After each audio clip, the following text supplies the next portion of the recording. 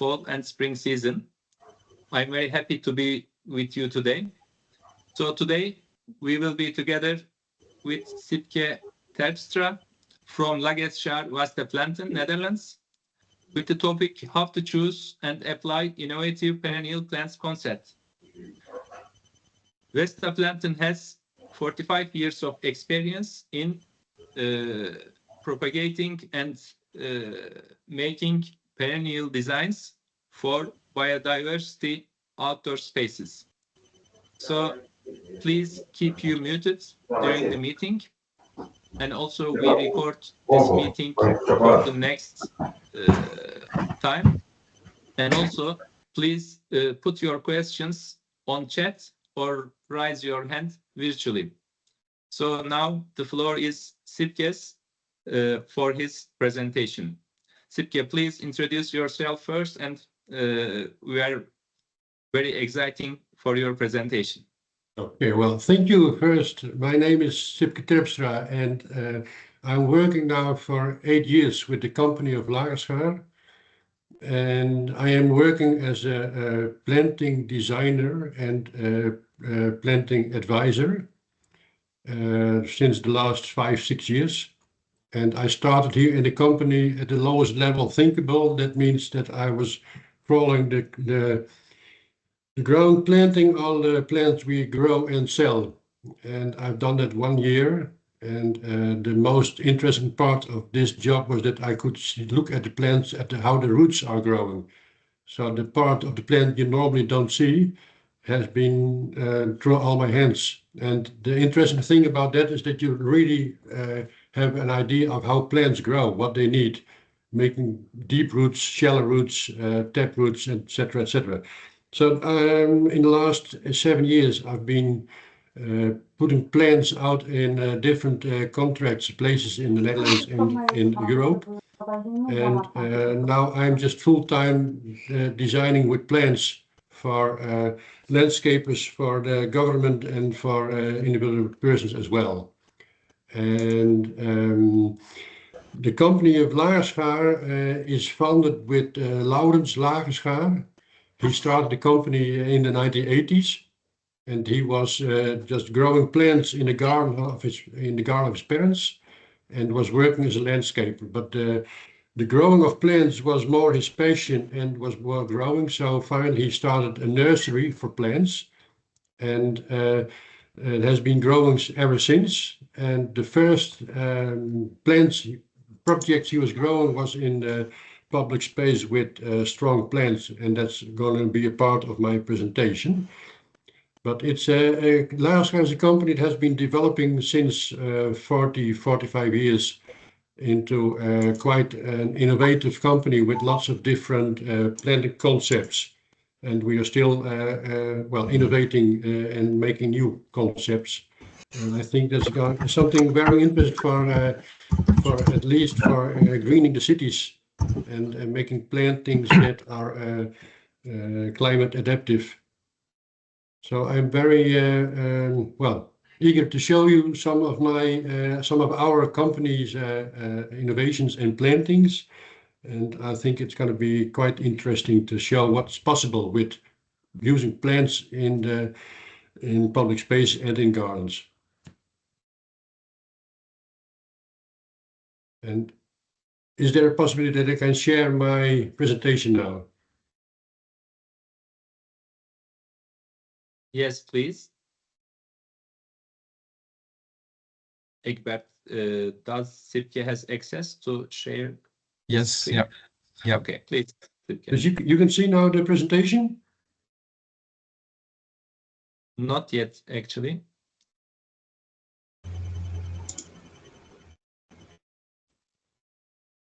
Because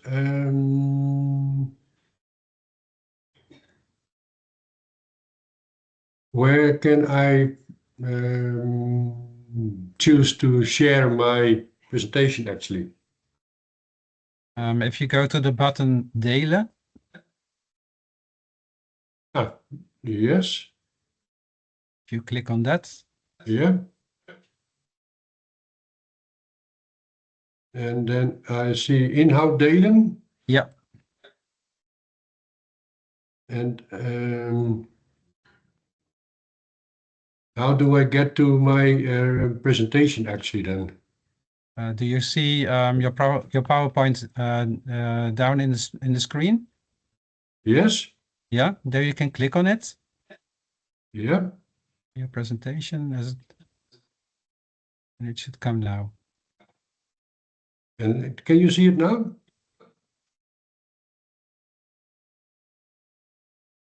Not yet. Oh, let's have a look. Delen.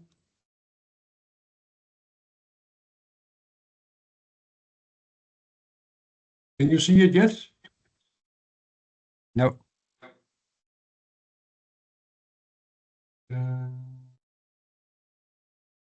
Because there is like inhoud delen. Yeah. En dan presentatormodus. Yeah.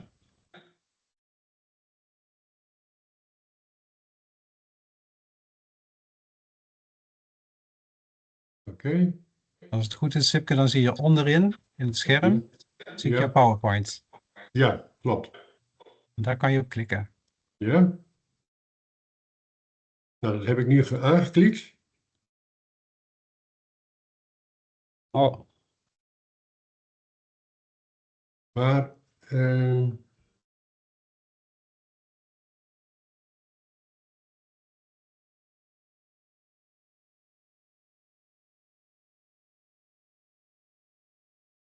zie je hem nu? ja, hij is er. Ja. Ah, mooi, ja. Yes, Oké. we have it now. Okay. Ja. All right. En als je nu klikt, Sipke, op vanaf het begin, dan krijgen we hem helemaal in beeld. Ja, Ja. hij is er. Ja. Nou heb je hem? Ja. Oké. Dus dan kan je hem gewoon verder klikken, Sipke. Mooi. Nou, okay. Well, sorry for the delay, but it's my first online meeting. I'm used to do live meetings more, so this is a little bit of searching which buttons I have to press, but here we are. Perennial planting concepts, the title of my reading for you. And the first planting concept we designed was fleur robuste, and that's already back in the 1980s. We started with this one because there was a question from the municipality of having nice plantings in the public realm. And so we started with experimenting with strong plants at our company, and it had to be plants that were quickly growing. Like in 1 year, it has to be closed, and the plants had to be very tough and very strong. And because, well, in the public realm, it have to be resistant for vandalism, and of course, the maintenance had to be very low. And by getting the plants closing within 1 year, we start using 10 plants per square meter. And we were using plants that were quite easy to grow, so the management would be not that hard. So that was our first concept, fleur robuste. So a few examples of how it does look. It's with big groups of plants. And with repeating these groups, you can have quite some nice elements in the streets and in front of the houses.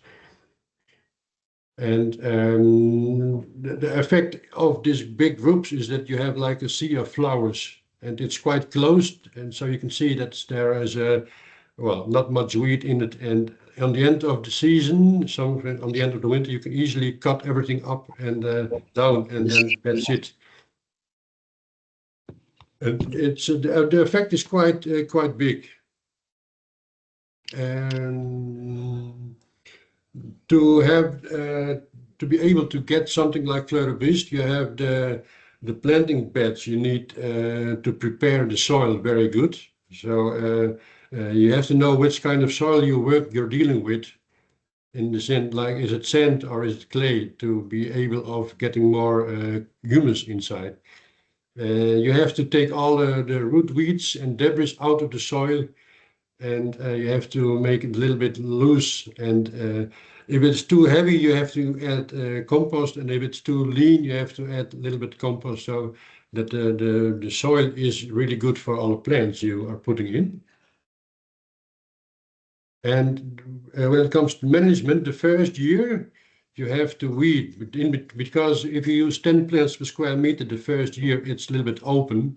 So you have to weed the first year, and you do not have to hoe. Exactly, it's forbidden to hoe because then you cut off all the shoots from the growing plants. So you take them out by hand, and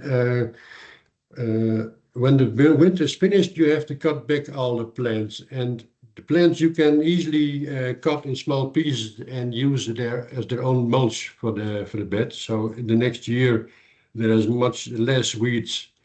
And in the next years to come, once or twice a year, you have to weed, and if necessary, you have to look if the soil is fertile enough. Then if you have to fertilize a little bit. And this is an example of what you should not be doing. This is the effect of when you're hoeing the first year.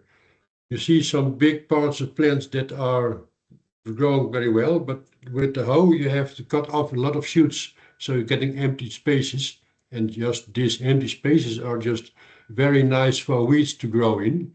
So you have not to grow, you don't have to hoe, but you just weed by hand. After a few years, there was more wishes for more flowering and more dynamic plantings. And there should be more experience and more diversity in the plantings. So we have been thinking a lot about how we could innovate our plantings. And then we came with some new concept like the prairie garden and fleur and sand. And the prairie garden first ideas came around the year 2000 when Laurens Lagerschaar was visiting Hermanshof in Germany from Kassian Schmidt. And he was very in the front line of making new plantings, and was very much experiencing with prairie gardens as well. So Laurens was very much inspired by this visit and started his own experiment at his company here. And with fleur and sand, in more or less in the same period, just with larger groups or smaller solitary plants inside these bigger groups, he could create more combinations, use more plants, and making sure it's still easy to maintain. But by using more plants in smaller or bigger groups, you can have much more design and much more dynamic inside your plantings. And still taking care of the maintenance is easy. So on the end of the winter, just taking care of putting everything down and use it as its own mulch. And a few examples of the more fluorescent possibilities is that you can use smaller or bigger groups of plants and have much more color and much more structure in your designs.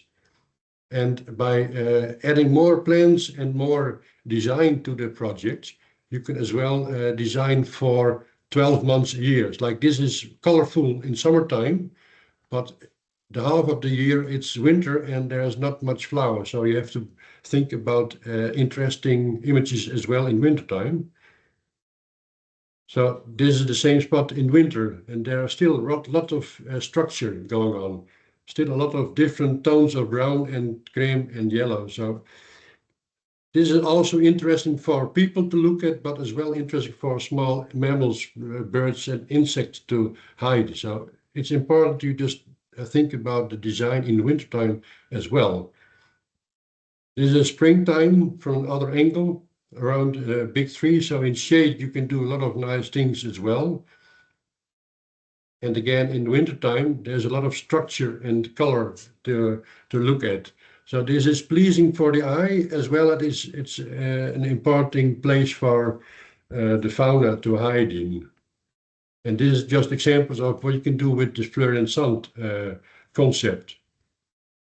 And like you was looking at the schedule, it is possible to use fleur de sand in wet opportunities as well, like in wadis, where you can use more moisture retentive, moisture loving plants, and you can have some very nice designs with wadi place as well. And the management about all these planting is actually quite easy. On the end of the winter time, like February, March, you just mow everything like the chop and drop method. In small species, you're just mowing it off and let it drop on the same spot, so it can be its own mulch layer, and it will be better for the moisture in your soil, and it will oppress more weeds.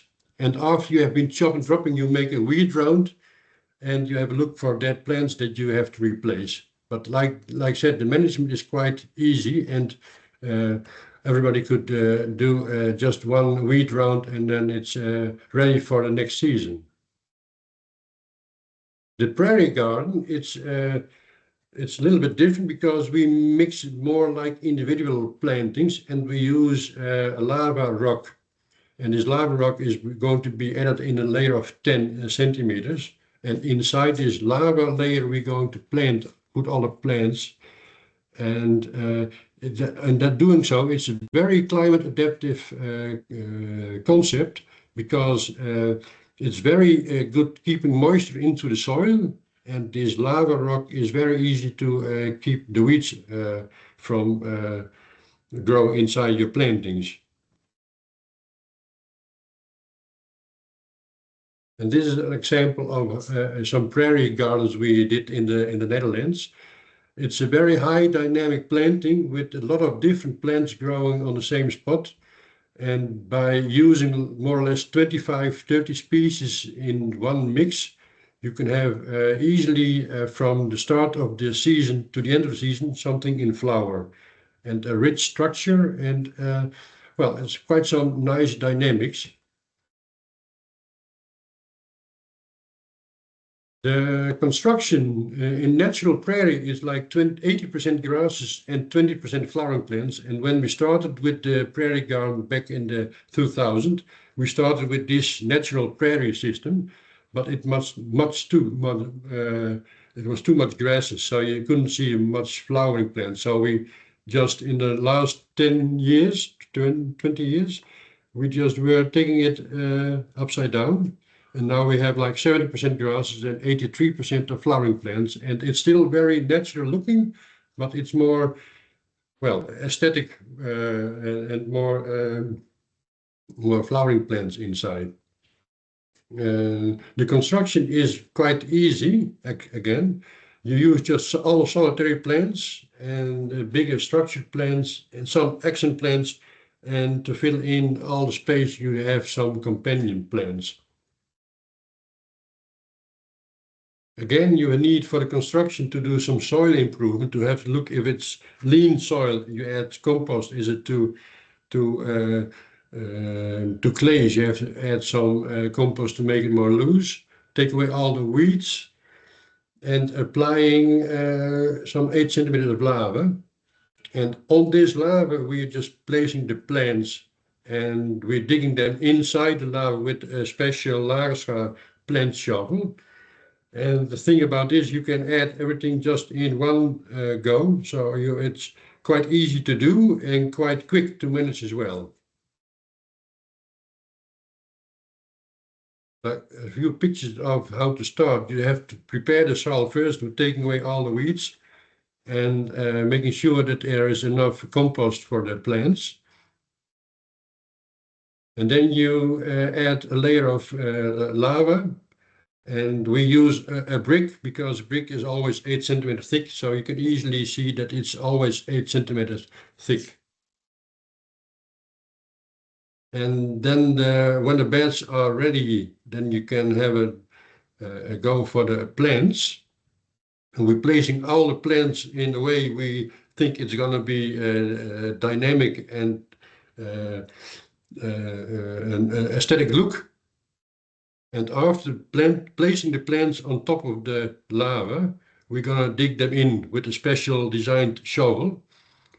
And at the picture on the right, you can see that it's the bottom of the root system is on or in the soil, and the lava rock is all around the clump of the root ball, a little bit on top. So it doesn't dry out, and it can suppress some weeds, and the roots can grow just directly into the soil. And it's very easy to plant. Just one guy is using the shovel to make a hole in the lava rock, and another guy is taking out the plants from pot and putting it in the shovel, and that's easy going planting. No rubbish, just no very quick way of planting. And the maintenance is quite easy again. You have to, once a year, you take care of the weeds, and all the seedlings from the plantings you're using, you can take away or leave some for a nice dynamic look. And on the end, you mow all the plants and taking them away. Because if you leave them on the lava, they will make some humus, and that's not good for the lava working. So you mow at the end of the winter plantings and you take them all away. And you have to look if the healthiness of the plants needs some fertilizer, and replant some dead plants if necessary. And the nice thing about this planting is that it's for 12 months a year. It's very attractive. Like in winter months, you can see all these different structures and colors. And when they're collecting snow, it's just almost like poetry. On the end of the winter, like February and March, we taking away all the planting by a trimmer and right on the soil. And afterwards, we're taking away all the plantings, making sure the whole lava deck is clean.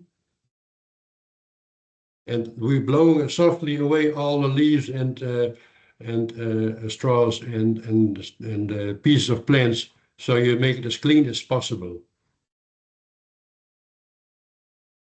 And then you can see all the plants already want to grow, and already are some of green. And the applications are quite broad. You can use them easily in private gardens, in a public space, as well as business green, because the looks are quite dynamic and still year-round very attractive. And for healthcare and welfare, it is just lovely because there's so much to look and so much to see, and people can feel very well by walking through all these different plantings. And some examples of where we have been using all these prairie gardens is like at train stations, where it can be less beautiful, colorful plantings, very rich in structure. Or just at housing companies, where you can have these big public gardens for everyone to look at and to enjoy.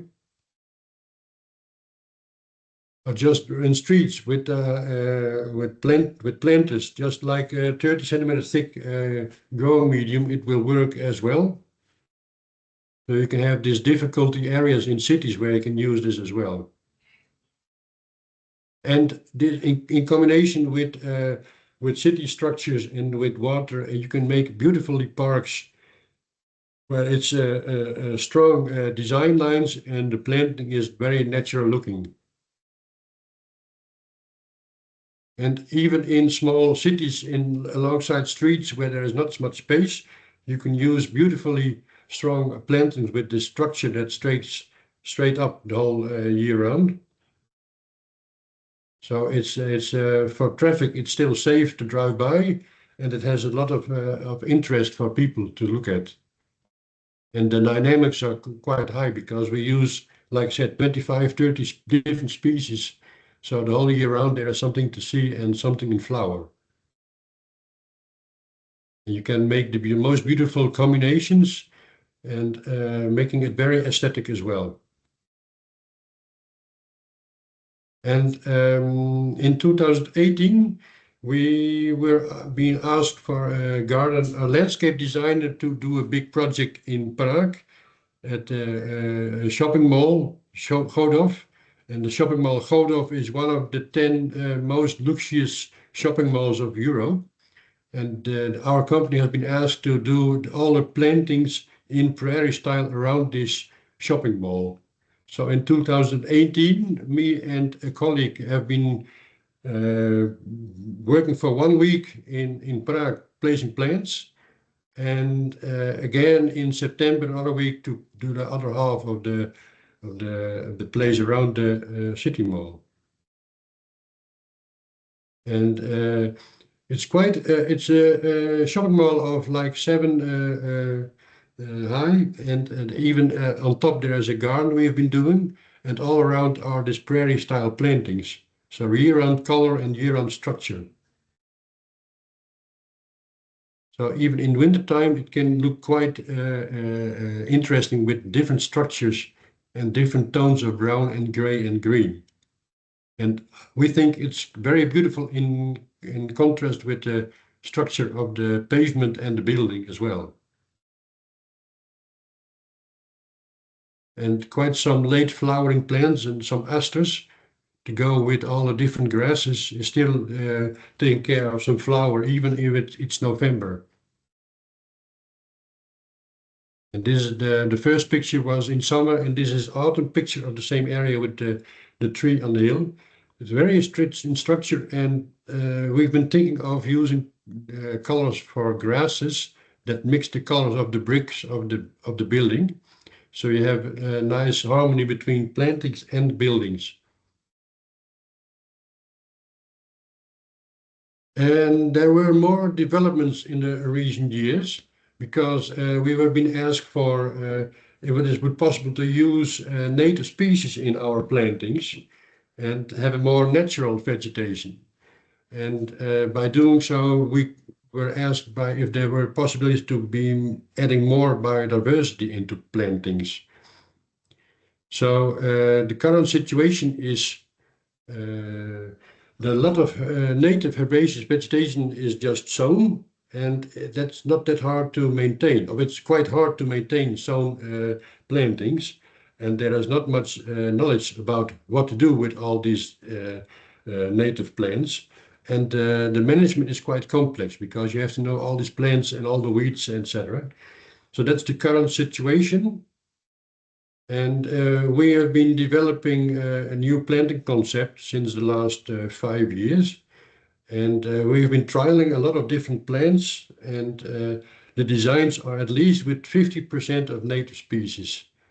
And by doing so, we could add the best of two different worlds, using native plants for biodiversity and using cultural plants for a strong structure year-round.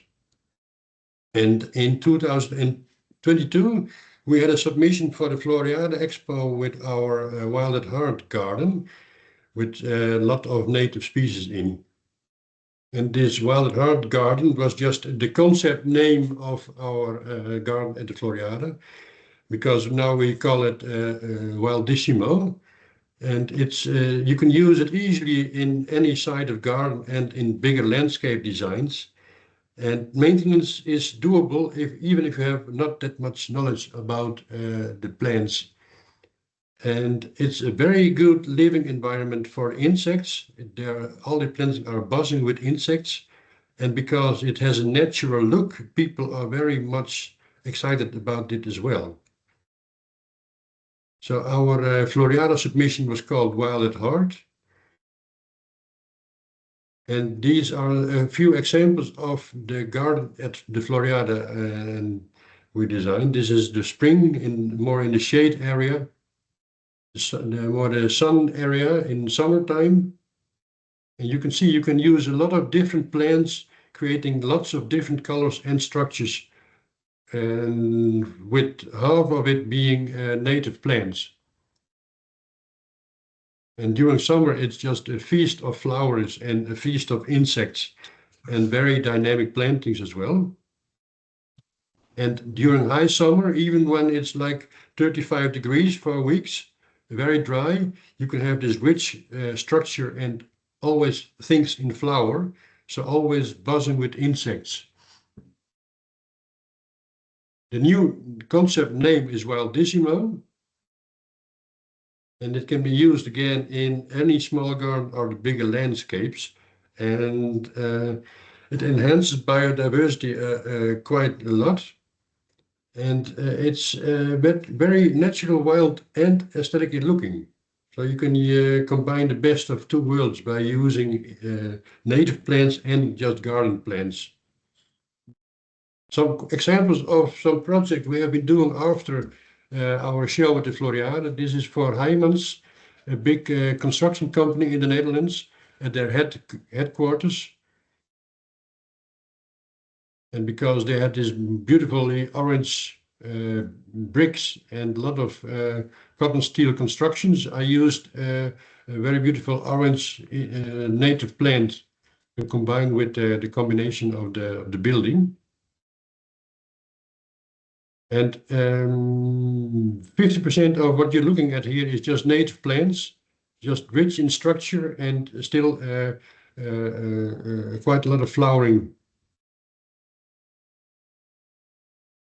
And the mixes are just very dynamic. And here's an example of an industrial area where we've been asked to add a colorful combination, but it was like high summer, almost 40 degrees, a lot of sun mirroring in the big windows, so it's really hot on this area. So we used more native plants that can stand just the heat to make sure it's year-round interesting. And even it's high summertime and bright light, the structures are quite rich. A lot of flowers and again, a lot of insects using these plantings. Some details of plants we used in all kind of colors.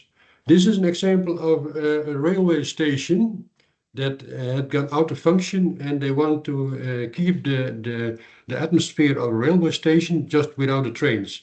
So I've been asked to make some native plantings that you can associate with rail stations.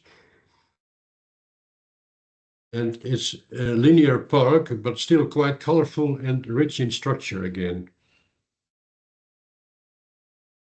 And an example in the city of Zutphen, next to the courtyard. And you can use native plants again with garden plants to have a nice, colorful and flowering experience year-round. And that's the end of the show. Lagerschap Perennial Nursery is a company that exists for 45 years, and everybody working here has a real passion for plants. And we grow our perennials organic, and we use only natural concepts.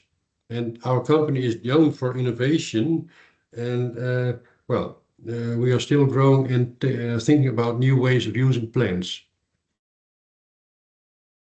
Picture of our nursery when full with 1.2 million of plants grown all biotic. And this is our show garden in summertime, where people can walk in 7 days a week to get inspired and to have a look in what they would like to have.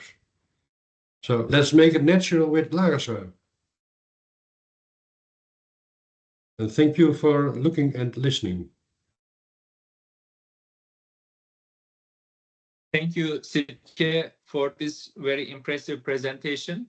Really, perennials and especially native plants contribute a lot, bringing back nature in urban areas, residential areas, industrial areas, and really very native and natural looking landscapes with full of flowers and nice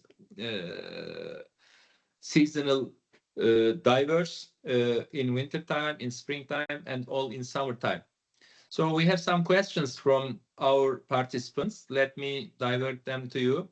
There is one question. The plants you are using are very impressive. Can you share the list of plants you use for prairie look?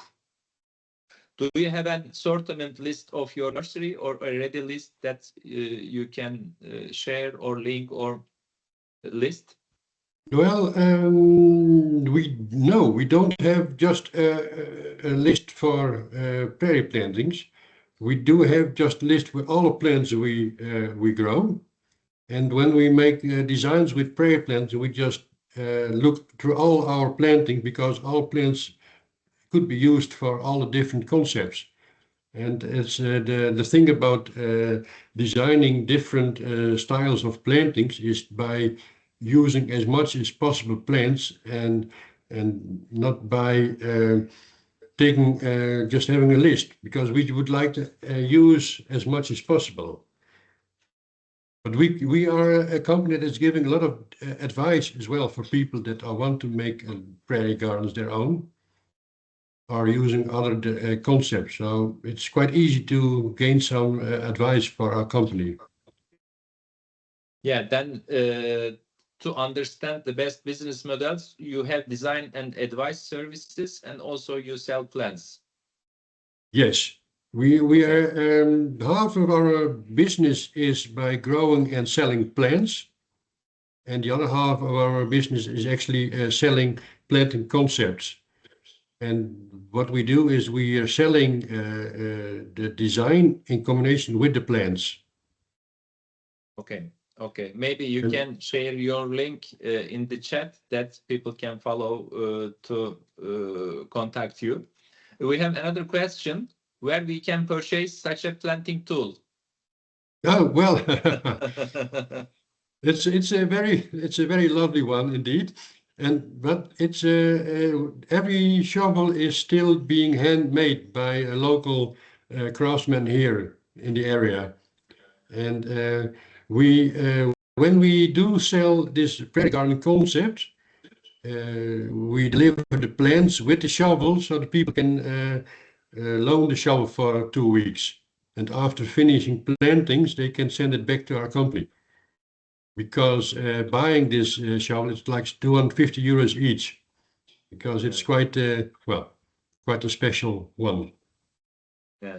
And we are the only company that have this shovel and using it. So it's if you would use this planting, it's not that necessary to buy a shovel. You can loan it for 1 or 2 weeks and then send it back. That's more cheap than buying it. Yeah, good solution. Yes. To lease it instead of buying it. Yeah, but of Yeah. course, if somebody wants to have the shovel for its own to just put on his bureau, it is possible to buy one. Yeah. But it's not necessary. Thank you. There is one more question. Thank you for a very good presentation. Is it possible to share the presentation? Well, I've been talking about it with you. I think that there could be a possibility of sharing something like this.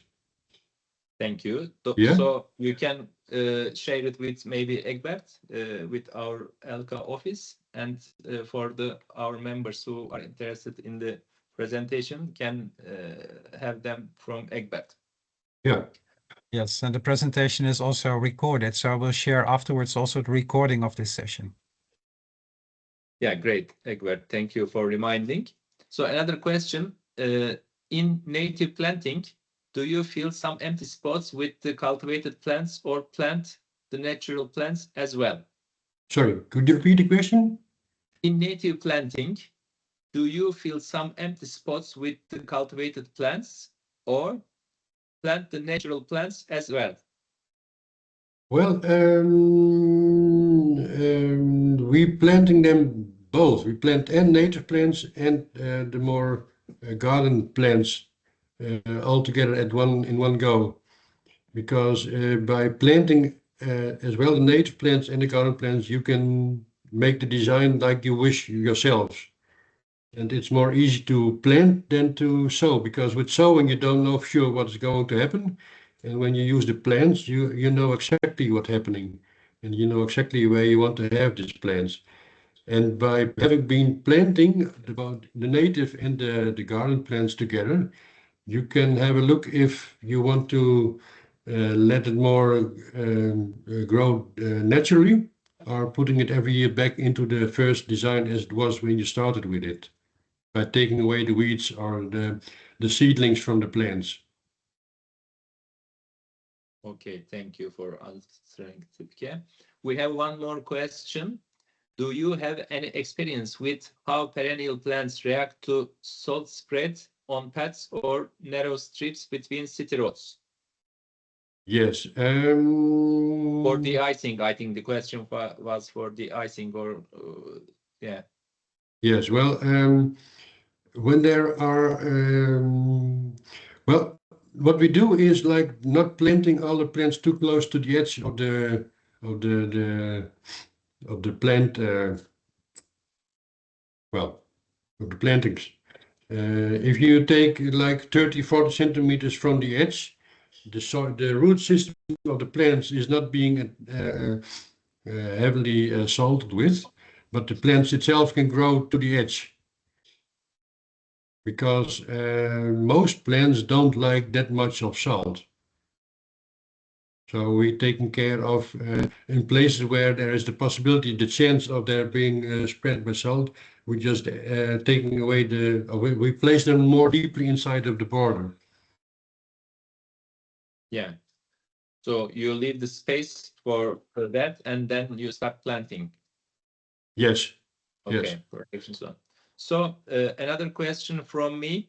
So you give some information about the maintenance requirements. Do these plantations need irrigation during summer times, especially in last few years? We have very dry and summer and hot temperature. How does it work in hot summer time? Or do you have some experience in Mediterranean climate zone, in more southern territories? Well, the more southern tenere you come, the more different species you need to use.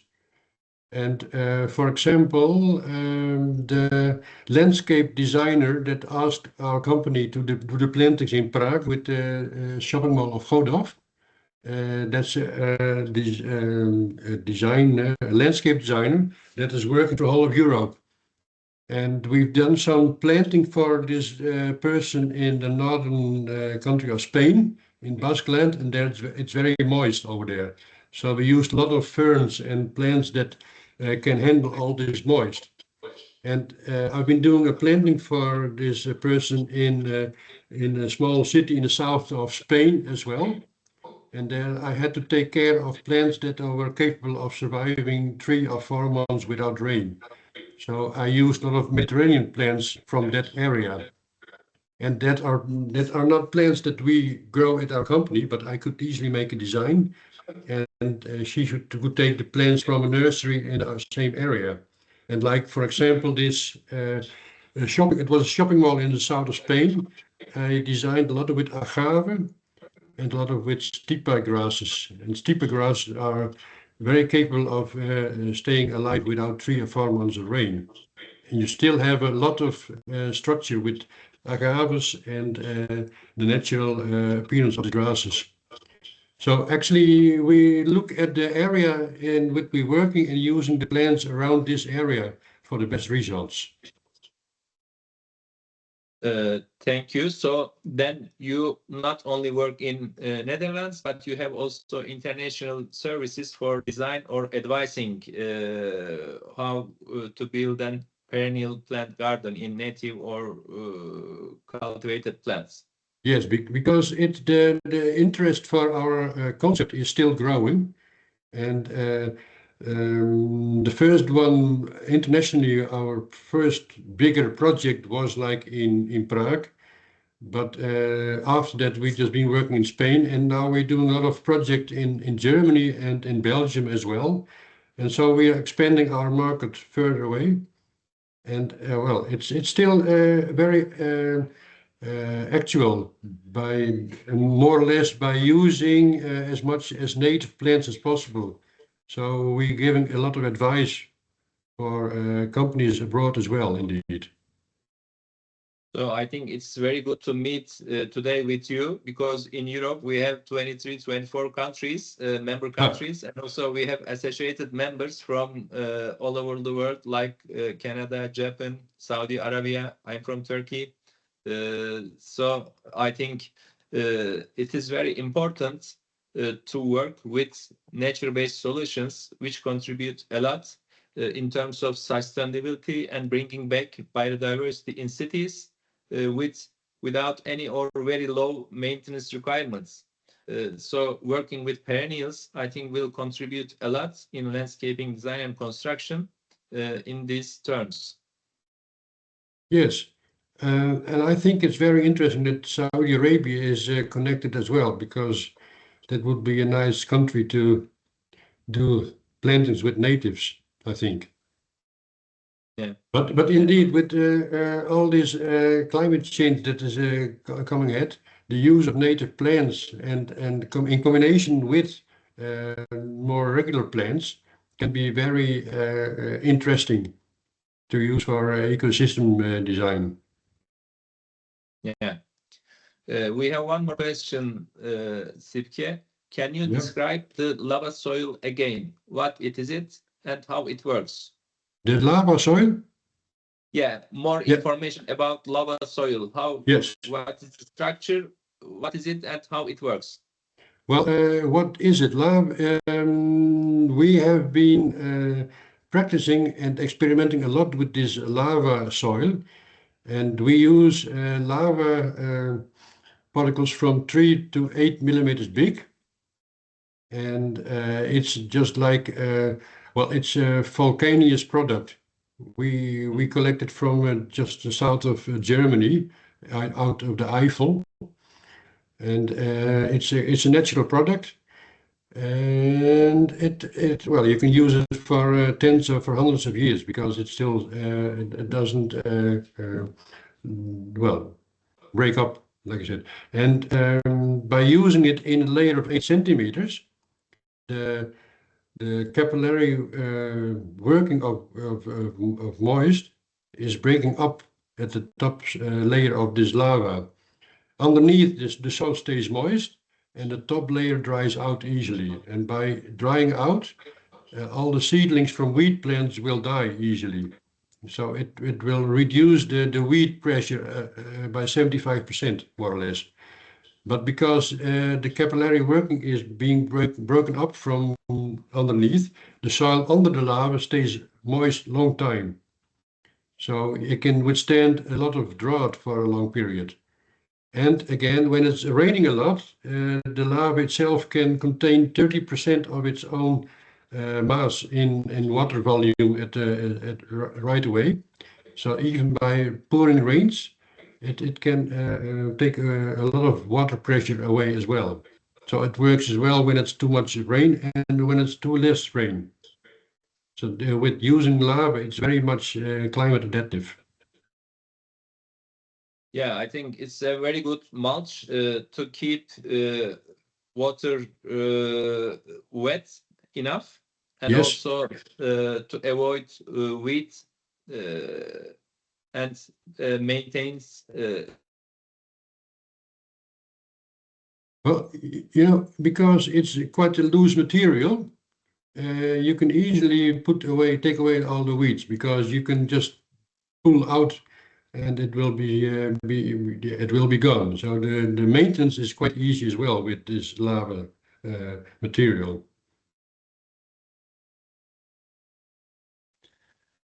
I see that the screen of Yasin is in a freeze. Am I right? Yes, looks like it. Yeah. At least I hope it is. Yeah, I think it is. Yeah. Well, I would add a little thing about this use of lava. Yes. Because it's, like I said, it's very climate adaptive. But you could use a mulch layer as well with the other concept plantings, because this mulch effect has the same effect as this lava, but more on a natural way. Because if you use mulch on your plantings, the weed suppression is much smaller, and the moisture stays in the soil much longer. And by cutting off all the plants with the other concepts like Fleur-de-Sand or Waldissimo, the plantings stay on the same spot. And all the little creatures inside of these plants stay in the same spot. And you give them time to hatch, and you give them time to stay in the same spot. For biodiversity, these concepts, by using the plants as their own mulch, is very well, it's very constructive for the biodiversity as well. Yeah, okay. So I hope, Ida, your question is well answered. I look around if there's another question maybe from the audience. If that's so, you can raise your hand virtually if you like. And I think that Yasin returns in the meeting now. Yeah, sorry for the Yes, okay, you're there, Yasin. My Yep. connection lost. Yep. So I think for today, if do we have any more question? I think we get all the question. So we came to the end for today's session. Sipke, thank you very much for this very informing and impressive presentation. It was really very interactive and very good one with a good participation. So thank you for your time and for your presentation and for your wonderful work and for sharing with us. Okay, thank you very much. So dear ELCA members, I have another announcement for you also. Please feel free to contact with Egbert Rosen, ELCA General Secretary, for any more information about this presentation, to have some more information for the presentation. And also, if you have more ideas and more demands for the next upcoming topics, please let us know if there is any interesting topic you want to see on ELCA inspiration sessions. And also, our next online inspiration session will be on 12th of December at the same time at 9 o'clock with the topic Innovative Irrigation Systems with Frederic Depal from Arogest. Thank you for being together with us for today, for participating, and see you next time. Goodbye.